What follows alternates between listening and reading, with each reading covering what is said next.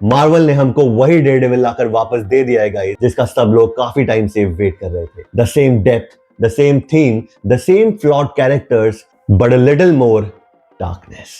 Marvel का Daredevil born again वापस आ चुका है गाइस, और हम करने वाले हैं उसके फर्स्ट 2 एपिसोड्स का review. So without spoiling anything, देखते हैं वो नेटफ्लिक्स वाला मैजिक वापस आया है इसमें या नहीं।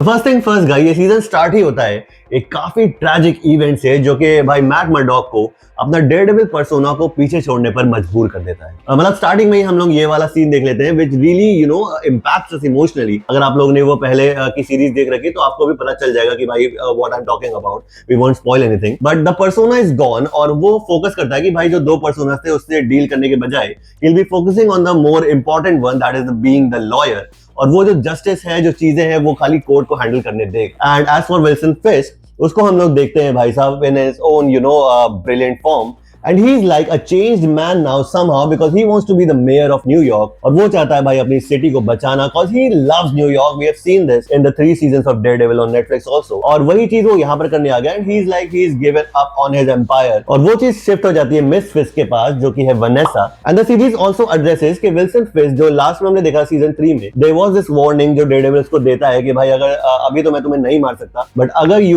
you do something weird out again, तो I'll not be I'll not leave you। तो वो वाली चीज दिखाते हैं। एंड ये भी दिखाया गया है कि भाई Vanessa is in control of the crime syndicate now, because Wilson Fisk काफी सालों के लिए गायब हो गया था, और ये चीज कहीं ना कहीं खटकती भी है वेनेसा के दिमाग में। अब Wilson फिस्क is a change man और नॉट, ये तो हम लोगों को आगे पता चलेगा। और इनका जो इंटरेक्शन होता है Daredevil I mean Matt Murdock and Wilson Fisk का, वो जैसे कि ट्रेलर में भी दिखाया था, एक कैफे में होता है, जहां पर दोनों एक दूसरे को कन्विंस करने की कोशिश कर रहे हैं कि they have left there previous life behind, जो कि भाई ना तो वो दोनों मानते हैं और ना ही ऑडियंस मानती है, बिकॉज वी नो कि they will be back as hero and villain. अब वो कब होगा, कैसे होगा और क्यों होगा, वो हमें देखने में इंटरेस्ट आएगा। अगर फर्स्ट 2 एपिसोड्स की बात करूं तो it focuses more on conversation not action, और यही बात है इस सीरीज की जो बाकी सुपर हीरो शो से इसे अलग बनाती है। और एक बात जो बहुत बेस्ट लगी मुझे इस सीरीज की, वो था इसका डायरेक्शन। जिस तरह से इसमें कैमरा मूवमेंट करता है, जिस तरह से लोगों को इंट्रोड्यूस किया गया है, एंड बैकग्राउंड म्यूजिक स्पेशली, वो बहुत ही ज्यादा स्क्रीन प्ले वाइज बहुत ही बेटर लगता है। जैसे कि नेटफ्लिक्स ने दिखाया था वैसे ही इसको कैरी ऑन किया गया है, तो ये बहुत बेस्ट बात थी इस series. Yes guys, and it does feel like a season 4। मतलब वो जो पीछे चीजें हुई थी वो सबको थोड़ा थोड़ा कहीं ना कहीं कन्वर्सेशंस में इंक्लूड किया जाता है। इट्स नॉट लाइक कि वो उसको फॉरवर्ड कर चुके हैं बिल्कुल, बट ऐसा भी नहीं है कि आपको वो सारी चीजें देखने की जरूरत है। अगर आप पहली बार भी देखना चाहते हो इस सीरीज को, तो you can give it a watch. It's a complete thing of its own also. और यहाँ पर कई ऐसे हम लोगों को नए कैरेक्टर भी देखने को मिलते हैं, like there is a new love interest for Matt Murdock,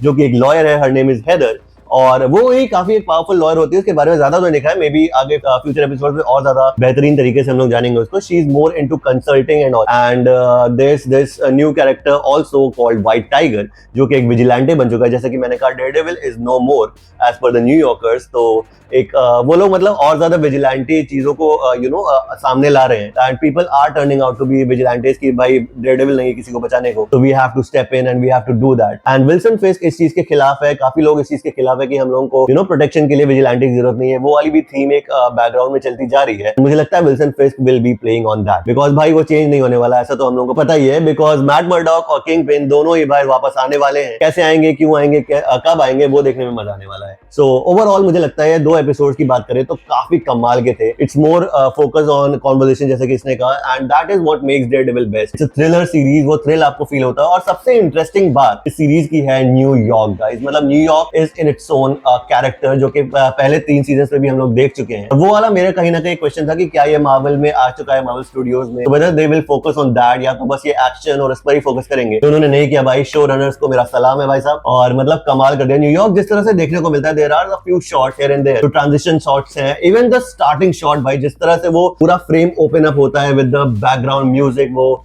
हमारा प्यारा वाला डेयरडेविल का थोड़ा सा ट्यून्ड इन, थोड़ा सा नया बनाया उसको, बट काफी कमाल का बनाया भाई साहब। जिस तरह से वो ओपन होता है, वही टाइम पर आप मतलब यू आर सोल्ड भाई कि हाँ ये शो आ चुका है, and we are just gonna love this every bit. Alright guys, ये था हमारा फर्स्ट 2 एपिसोड का रिव्यू। हमने ट्रेलर में भी कई ऐसी चीजें देखी थी जो अभी तक देखने को नहीं मिली है, तो मैं बहुत ज्यादा एक्साइटेड हूँ इसमें आगे देखने के लिए, वो सीरियल किलर को देखने के लिए। अभी तक इंट्रोड्यूस नहीं हुआ है वो, तो देखते हैं आगे क्या क्या देखने को मिलता है। मैं बहुत ही ज्यादा एक्साइटेड हूँ। तो लाइक करिएगा वीडियो को, सब्सक्राइब करिएगा। हम मिलते हैं नेक्स्ट रिव्यू में। Bye bye guys, keep rocking and our Daredevil is back.